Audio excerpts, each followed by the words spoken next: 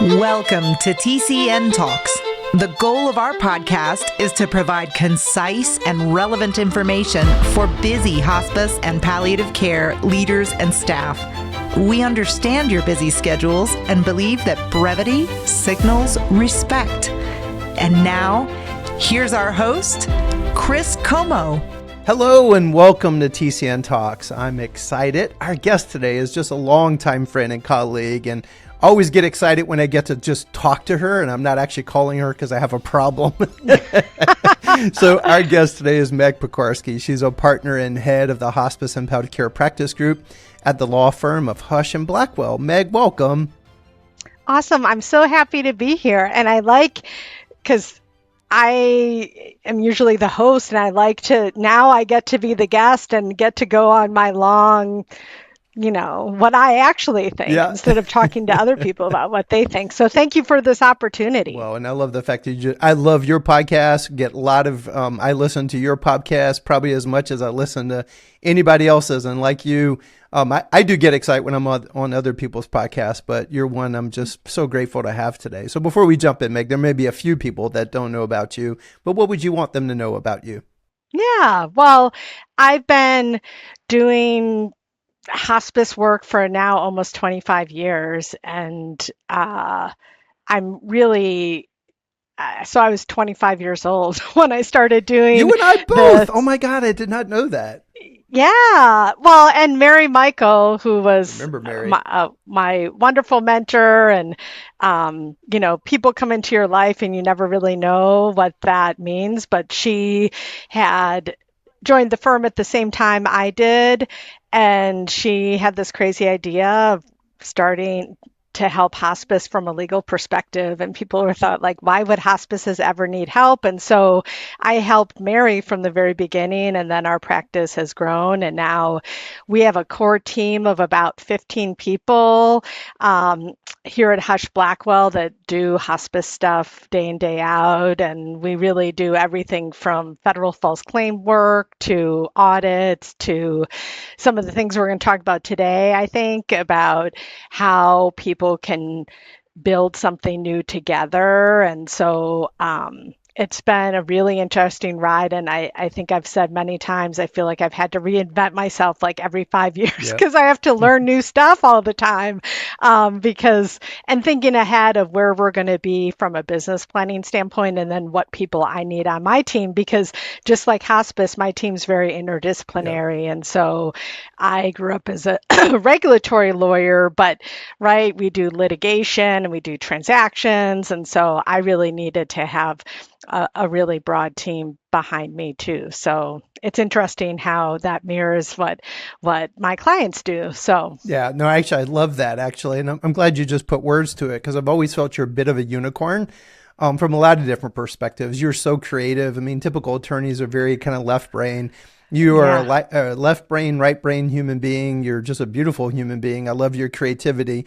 But now that I could actually listen to your story, because I think I did meet you when you were first working with Mary, but you've always struck me as someone in the learning mode, and you were always willing to look at that circumstance from multiple dimensions. And that adds so much value to a conversation. Well, that's so funny you say that, because I have taken at the firm, we use the Gallup strength assessment thing. My number one thing is learner.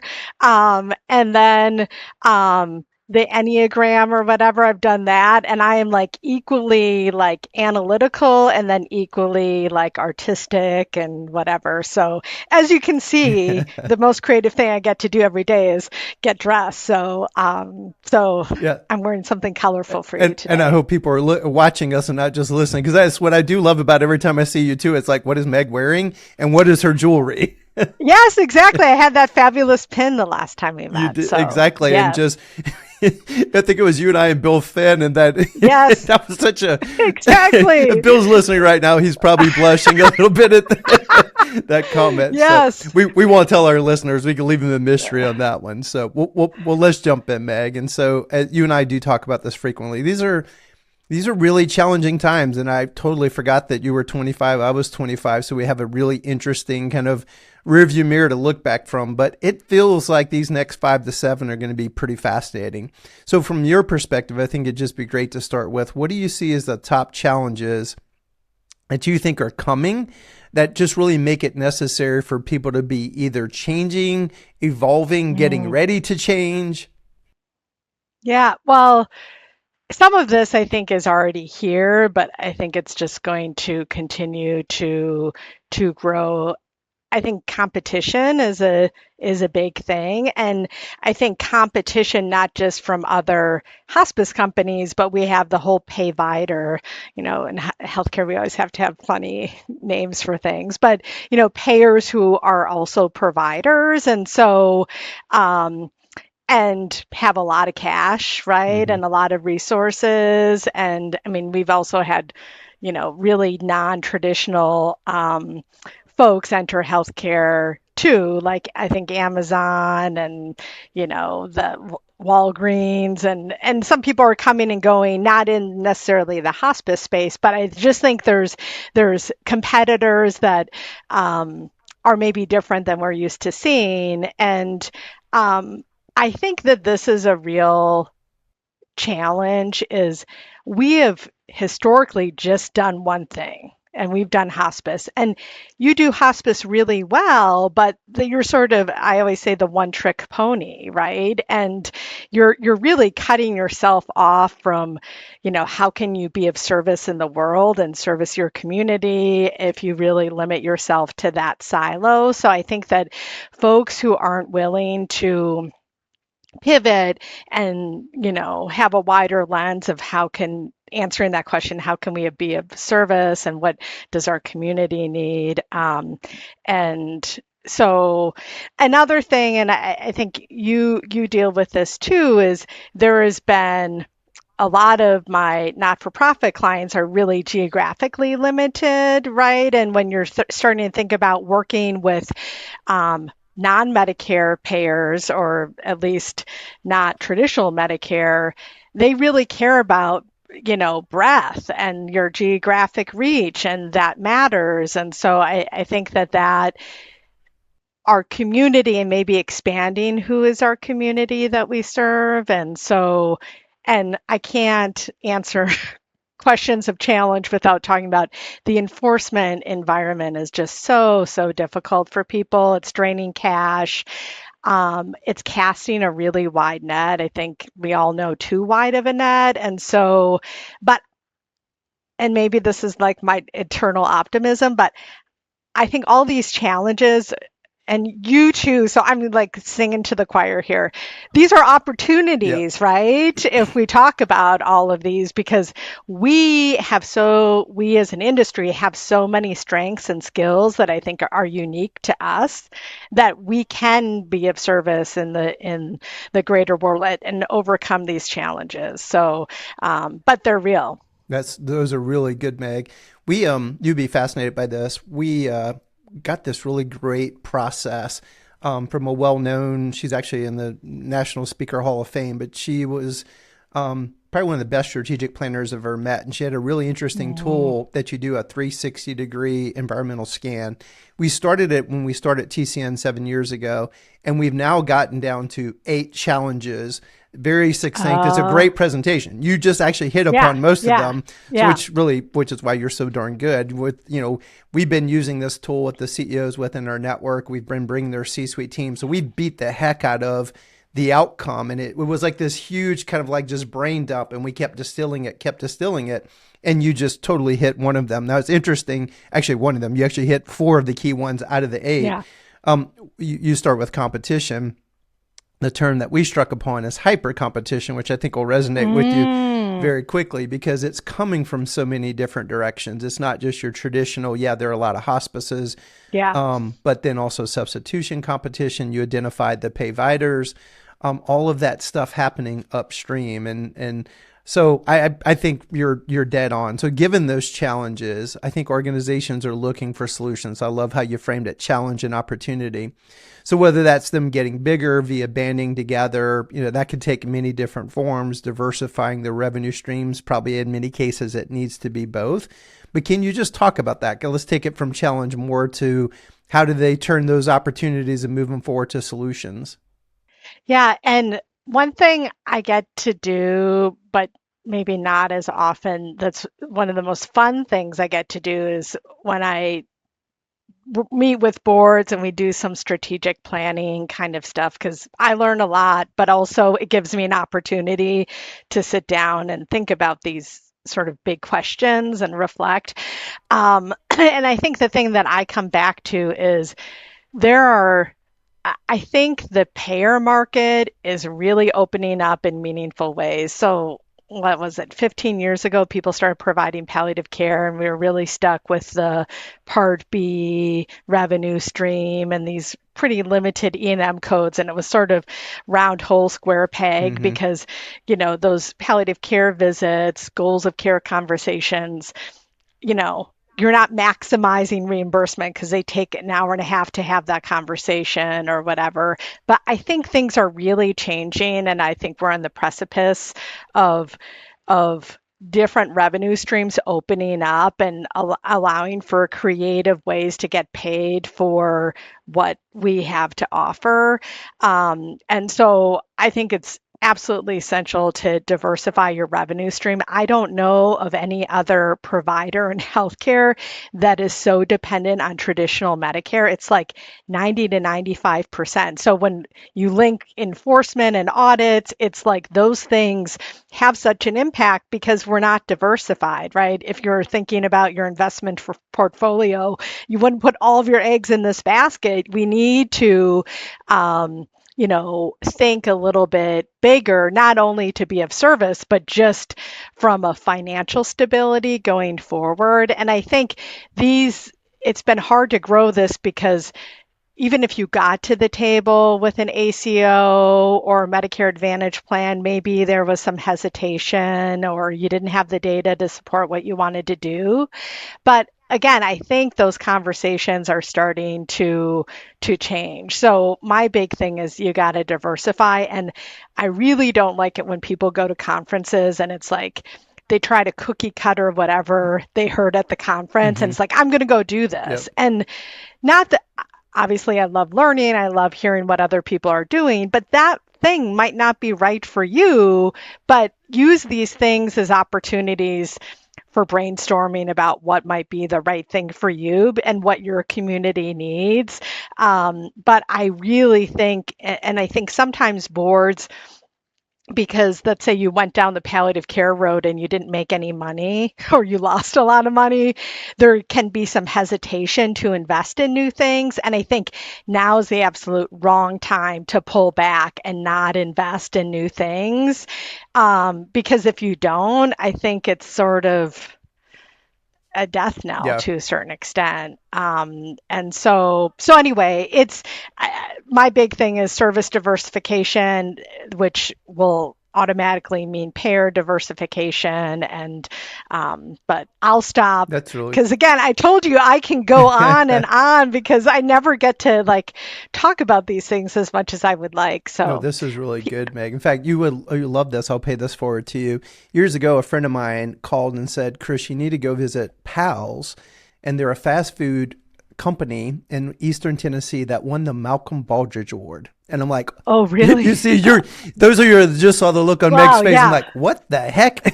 Yeah. But actually, so they had this great center of excellence. It was like a 2-day training. I went, and I'm so glad my friend recommended it.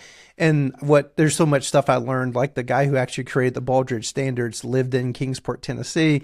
He actually, it is almost like a friendly bet, like I could help your organization. So there's just so much cool wisdom that I learned. But one of the adages when I was there that I've never forgotten is the concept of learn, adapt, implement. And it's what you're poking on. Like there is this fallacy, go to a conference and it's copy and paste. It's not. It's learn. You have to come back and adapt. You have to go, okay, what is it about this that would make this work in our specific market. That's the whole adaptation. And then the execution is the implementation. So learn, adapt, implement. I never forgot that, because I could think of examples in the past where I went to a hospice and like, oh my God, that's a cool idea, and tried to run back to my hospice and copy and paste, and it never worked. No, absolutely. And I think you need, and I always talk about like law can be like a creative endeavor. It's not always, but like it can be in the sense of when you have a great team, it's about having ideas and like bouncing them off of each other to then get to a better place. And I feel like that's what reading books is about. That's what's going to conferences. You need input. It's not like manna is going to come down and like, oh, here's the right idea. You need to constantly be hearing and listening. I mean, podcasts, whatever it is, to get new input, because I think the exciting thing about what we're on is we are going to develop a model of care that does not exist. Yet, right? And we might call it chronic care management. We might, who knows? There isn't even a licensure category for a lot of what I think is the solution to a lot of challenges in folks dealing with serious illness. And so we're building something that doesn't exist yet. But you're coming from, how can I be of service? What do people need? What do my community partners need? What do patients need? And one thing I'd like to say, and because I did a recent board presentation, and another filter I think you have to have about what works for you is thinking about, because PACE right now is super hot, right? Everyone wants to do PACE. That is a huge investment. I mean, it's an amazing model of care, but super huge investment, lots of staff, lots of money, buildings, brick and mortar, all that stuff. And not that people shouldn't do PACE, but thinking about, what staff do I need to do this model of care? Because there's so much staffing shortage. So if you're going to say, I'm going to grow in this other area that needs tons of nurses, and I don't even have enough nurses to staff my hospice, like maybe that's not the immediate right thing to grow into. And then I think technology, there's so many ways to use technology. So thinking about, is this thing I'm going to grow into, how can I leverage technology to maybe make it, more financially feasible or whatever. But thinking about, practical things, I guess, not only is what is the need, but to meet that need, what do I have to have on my team? And is that even possible? And so I think there's a lot of filters. I'm into filters, filtering down. I think the right thing is going to become apparent when you factor in all these different things, because most people don't have endless sums of money to invest in stuff. And so, people are doing adult day centers. Well, that doesn't take a bunch of nurses, right? Like, how can you staff that? And so I think there's some exciting things, but yeah, not the cookie cutter. Ooh, there's something so good in, there's a lot good in, there's probably 10 different trails we could go in what you just said. But one I wanted to key on was when you're talking about the PACE. I was blessed because I worked in corporate America, KPMG, one of the largest CPA firms, and then a Fortune 50 company before I fell into hospice at a young age. So luckily having that background. But I think some of us who maybe didn't have that kind of background and you just grew up in hospice, you've grown up in hospice in the heyday of the actual reimbursement. And it almost could create this ethos of, man, we could do anything. Yeah. But PACE is a different animal. Like return on investment of capital has not exactly been a discipline that most hospice leaders have grown up with. And so that is so capital intensive, the tail on where your ROI is and et cetera. So that's one where you really want to make sure you have smart partners and don't just jump off the deep end of the pool like, hey, PACE is hot. It's like $16,000 a month or whatever the reimbursement is by state. So that's a great kind of word of caution. So Meg, I feel like you've given some good ideas around the diversification. But legal structures are kind of important. So the models and legal structures that you're probably advising people, because that's a bit of the core that you could go on the journey. Like maybe you're going into a new structure that might be necessary to do some of this. Can you talk about that? Yeah, so in the obviously we represent a lot of not-for-profit hospices, and so we've been working on a lot of restructuring projects because a lot of nonprofits have like one legal entity that holds all of their their real estate and holds all of their provider numbers and sort of trying to build something from, and this doesn't mean banding together necessarily, but even first starting with, if I'm going to do something new, I probably need to revisit this legal structure that I have. And like, we always think in the nonprofit world, everything needs to be an Inc. and it can be an LLC and a disregarded entity and like for tax reasons and all this stuff. So some people are first starting at home and thinking about, what do I have the right structure, especially if you feel like you might be affiliating and having people come under your umbrella, right? And thinking about governance issues and other things. Um, I think that, so obviously there's been a lot of member substitutions and combinations going on. So you have a holding company and then you have different affiliates coming underneath that. And, depending on, the governance documents and bylaws, people could have equal voice at the holdco level or they couldn't. And, I feel all of these things we're talking about, there's, unlike some regulatory things that maybe have um, more parameters around them. I feel like on some of this corporate stuff we're going to talk about, there's a lot of flexibility and like, these acronyms people throw out, like one member substitution is sort of one member substitution. I mean, the mechanics of how you do that, is like a new entity is going to be your sole member, but all the governance stuff and bylaws and what power, do you get board seats and all of that stuff, that really can be very different. And there's a lot of different models out there. So there's the sort of internal restructuring, there's the member substitution. I think in talking with lots of boards, there's still, for some folks, a hesitation. I want to be, keep my independence, but I see a need to, you know, um, have administrative efficiencies and cost savings and whatever. And so we've seen some management services organizations, people coming together and co-owning that and putting their back office functions into that. And then, other people can contract with them to do that. Obviously, it was an early adopter of clinically integrated networks, which, all of this stuff, it's like, it blends together because it can be financially integrated and then so I really start with not the label, but really what are you trying to achieve?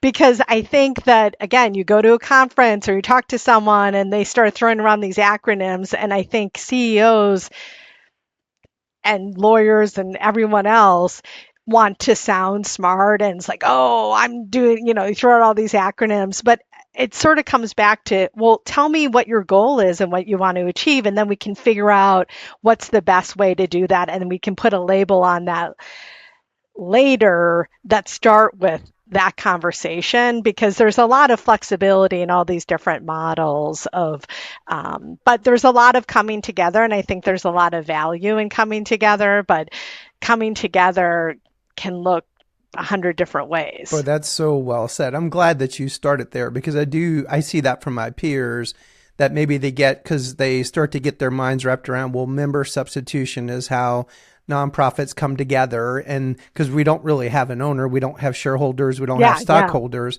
and then they think, well, then that's kind of the thing. So Meg, do you have like almost like principles that you tell people, like, here are the things to think through, so then I could come to an incredible attorney like you and your team and say, okay, these are the principles we've thought through, and now I have my answers for you, and then we can figure out the best modality, legal structure, etc. Yeah. So we developed this guiding questions document to help people as a starting point about what's important to you, what are you trying to achieve?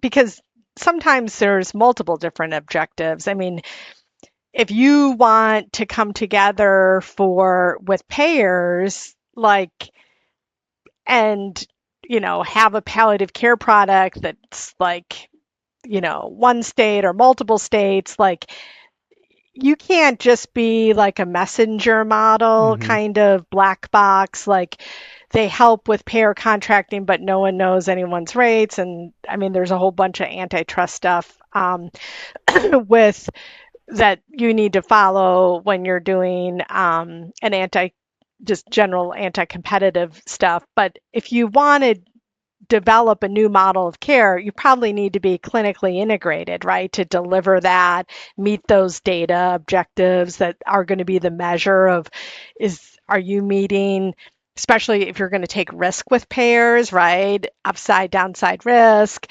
like you got to deliver a product and you got to know that it's going to be consistent and you're going to be able to meet those outcomes. So I think we do start with these guiding questions like, what are you really trying to achieve? Some people, if it's really, we just want administrative efficiency and, we're all don't need an HR director and we all, whatever. I think a simpler like management services organization can be really helpful if that's really the primary focus is I got to reduce costs and maybe eliminate redundancies, and I'm going to do it with like-minded people. So we do, because I've been down this road and I too get a little bit confused. I get pulled in these different directions because if I glom on to the label the client gives me, I feel like we're going to not end up in the right spot. That's why asking questions is better than like taking direction from your client saying, I want an MSO.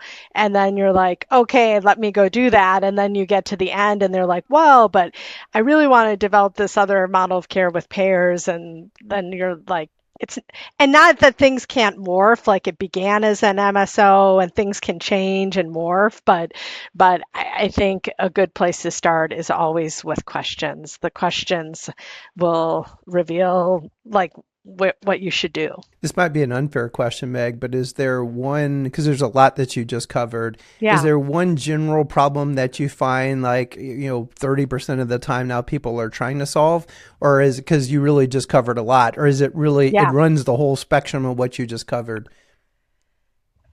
I think people are trying to achieve all of those things, but yet they don't have they have an open mind about what they want to achieve, but then they don't want to give up anything. I don't want to give up no control, no independence, no anything, and it's like, well, it's not going to add up. Right. You're not going to be able to achieve those. So I think it's most people I talk to do want to tick more than one box, but I think the thing that can be frustrating is, but then when you start delving into the questions and they get into, well, I can't do that, or my board's not going to be on board with that then you end up spending lots and lots of time.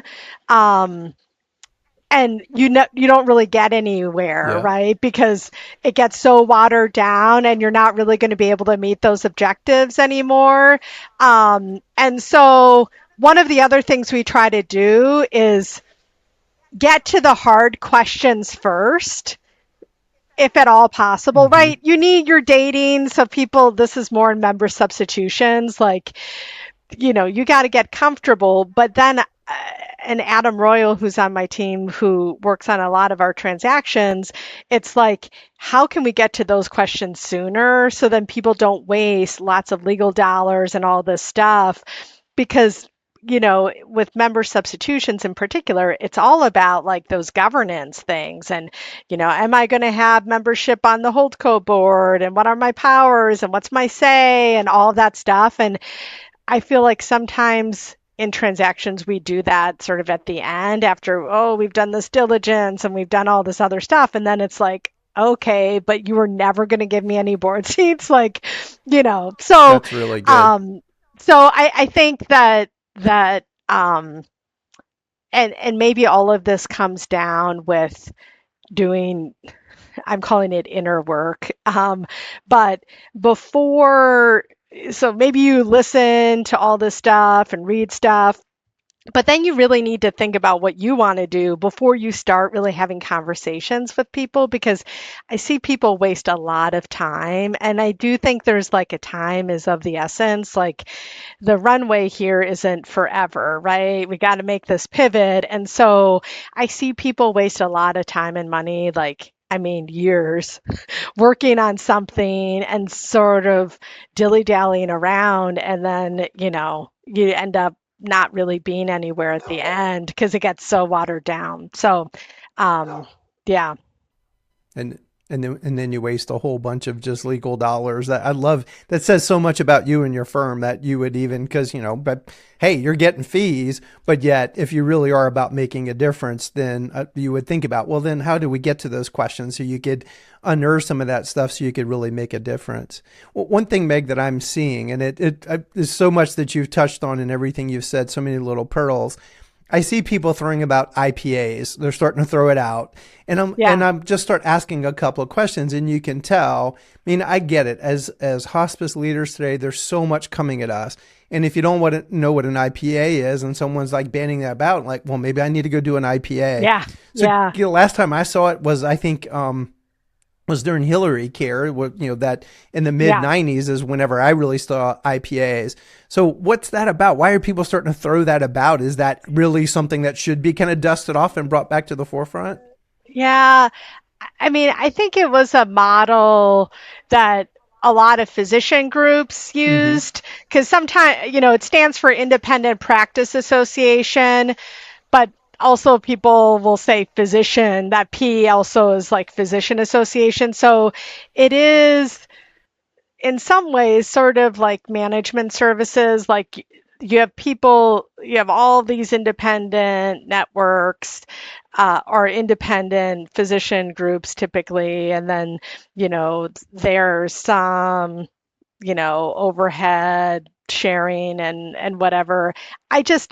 I feel like that label, and plus when you're dealing with physicians, there's a whole lot of licensing issues, like who can own, physician practices and stuff that we don't necessarily, you know, have in the same way with hospice. And so again, I mean, I've talked to some folks about IPAs, but I think it's not, I think usually people are more in the MSO camp because it's sort of more about overhead and like how we're sharing this. And it's sort of, maybe there is a messenger model aspect to that, but I don't see a lot of interest in that in the hospice space. I feel like the times, and you and I have talked about this too, is more like, again, I went to a conference and someone said, oh, these IPAs or whatever. And I went and talked to my colleague, Noreen Viguera, who's fabulous and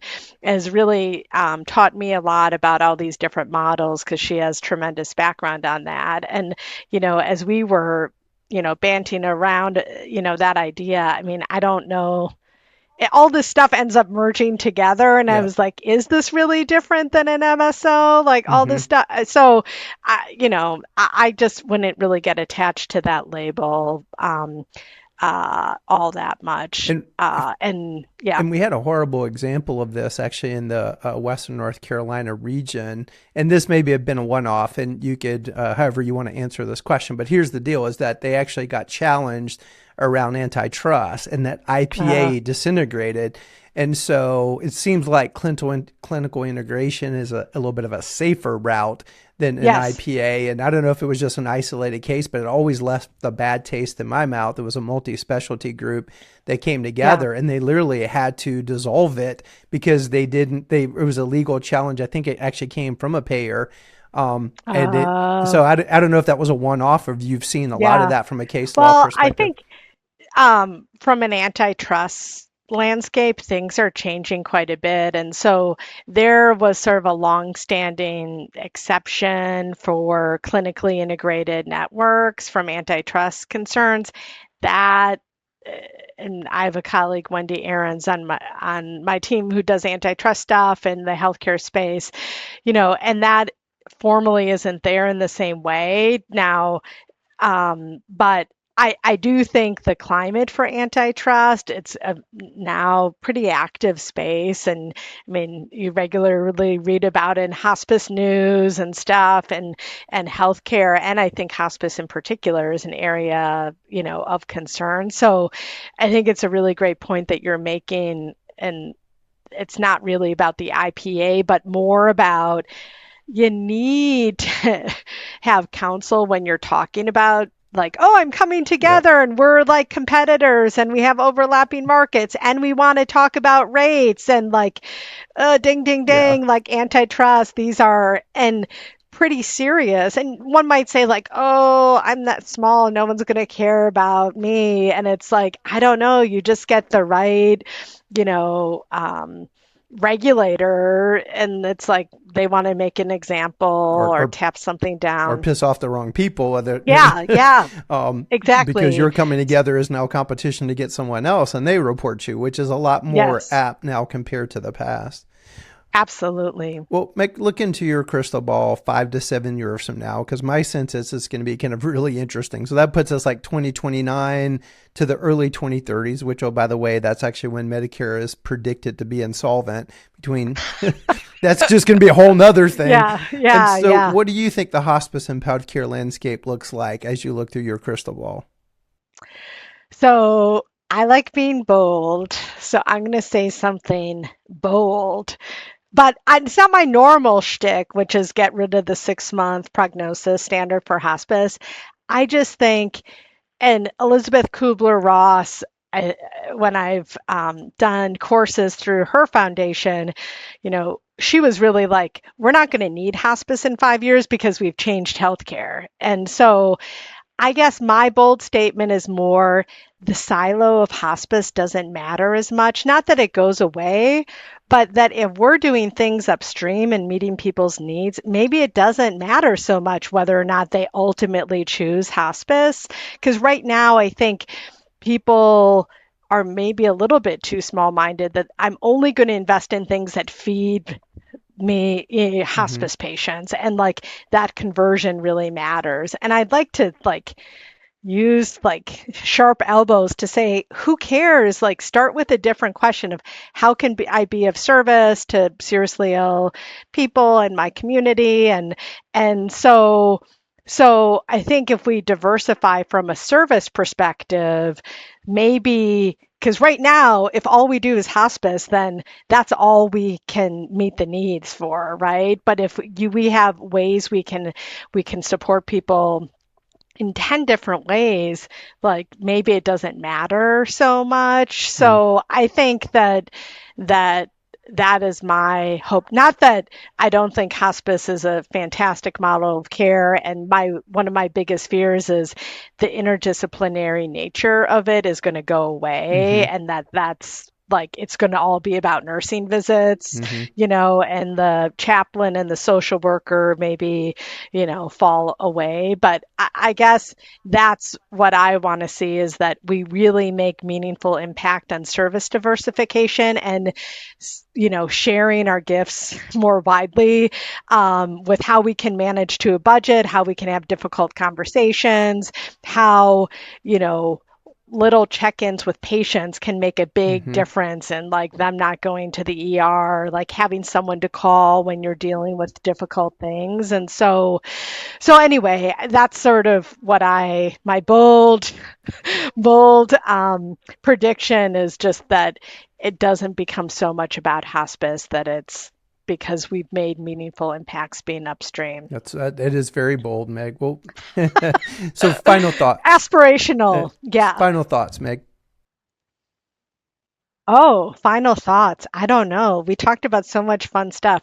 Anyway, I love having this conversation with you, and I love the opportunity to talk about these things because I really care about them deeply, like from a personal standpoint, but also I feel like it's letting me live out my 25 years of like I love connecting dots and being able to get out of my lane of like, oh, you're a lawyer, I can just ask you legal questions. So I just think that I'm grateful that I could be on, and also grateful for clients that give me interesting work that I can like grow.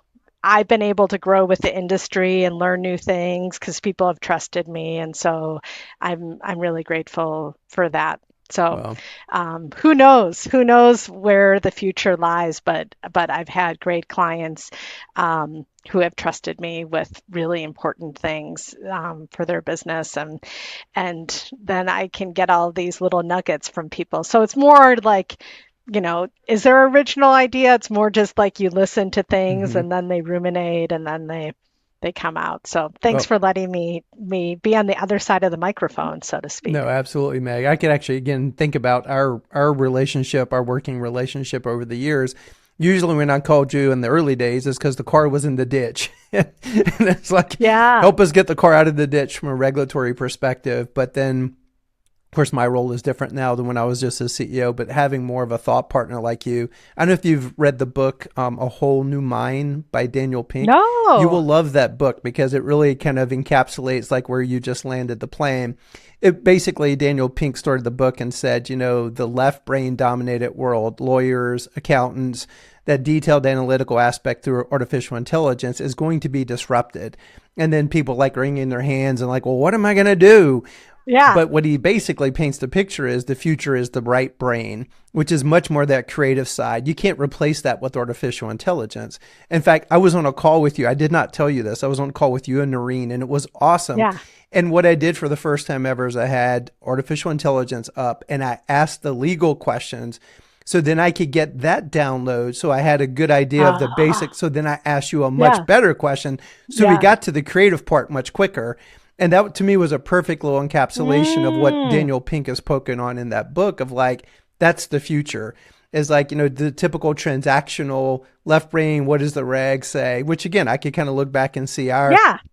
that's kind of been our metamorphosis with each other. Where now I love talking to you because we're not getting the car out of the Yeah. ditch in most cases. It's like, how Yeah. do we actually get the car on a whole new highway going forward in the future? Yeah. Absolutely. And I agree. Like, and the other thing I think is important to the future is just emotional intelligence, Yeah. and maybe that goes with the right brain. Like, we're all still humans, and I guess one thing that I've really built my practice on, and I think I've gotten more comfortable over time of just like being myself. And like, I might not be everyone's cup of tea or whatever you want to say, but like bringing your authentic self and like my curiosity, and I really like learning people's stories and all that stuff. That's the package, like that. I don't want to say you're selling, but that's what you're bringing to the table. It's not like I can recite this regulation and whatever. And so I do really think that who's going to thrive in the future are people that you can bring, more to the table. But I think there is a challenge is how do you train young Yeah. lawyers or young accountants if AI is doing all, because that, like, I had to start there 25 years ago to be where I am now, and how do you get that experience? But Mm. yeah, it's an exciting and challenging, but I still believe, and you were, I think, my first podcast guest 6 years I ago or was whatever. actually, it was. Yeah. And when I was having these conversations, I always ended with like, are we ever going to take the human out of the dying experience or whatever? And I still go back to, I was like, oh, wow, that was actually sort of a good question because now, even more so than 6 years ago, technology is so talked about as a solution to so many problems. Um, but I still think like human connection and I mean, it's what, stirs me. And and I think it's what makes a difference really at the bedside with patients too, because I've been a hospice volunteer for like a year and a half. So I have had the bedside experience, and I think that human connection and is still really important. So, Totally agree. Those are great yeah, final thoughts, Meg. Well, I appreciate you, Meg. Thank you for you and your firm. I do think that's what makes you unique is that I know I could, anyone can call and get a great legal answer, But that future is really kind of how do we redesign where we need to go? And that's where you and your team are just great thought partners. So appreciate you. Yeah. I want to give my quote. Oh, actually, can I give my quote? Actually, I was going to read it, but did you want to read it? Oh, no, you read it. Oh, I didn't know because this quote means a lot to me. Yes. And so I'm going to lead it up. So tee it up. So Georgia O'Keeffe, for people who don't know, I live in Madison, Wisconsin, and Georgia O'Keeffe is originally from Sun Prairie, Wisconsin, which is right outside of Wisconsin, but people don't think of her as a Wisconsinite. But so this is a quote by Georgia O'Keeffe, who was, I think pretty much everyone knows, a pretty cool and revolutionary woman. So well said. With that said, which is similar, cut from a very similar cloth as Meg. So our listeners, we always want to thank you. Thank you for listening to TCN Talks, and we always leave you with a quote. And this one was chosen by Meg, which is from Georgia O'Keeffe, and it's, "I've been absolutely terrified every moment of my life, and I've never let it keep me from doing a single thing that I wanted to do." Great words for us to live by. Great words to end this podcast with Meg. Meg, thank you. And to our listeners, thank you for listening to TCN Talks.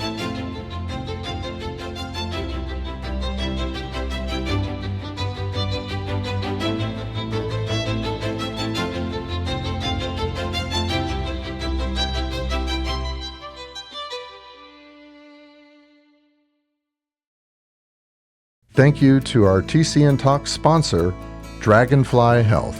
Dragonfly Health is also the title sponsor for April and November 2024 Leadership Immersion courses. Dragonfly Health is a leading care-at-home data, technology, and service platform.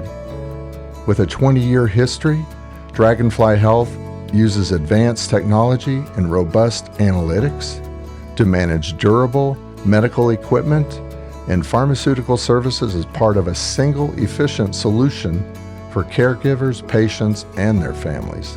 The company serves millions of patients annually across all 50 states. Thank you, Dragonfly Health, for all the great work that you do.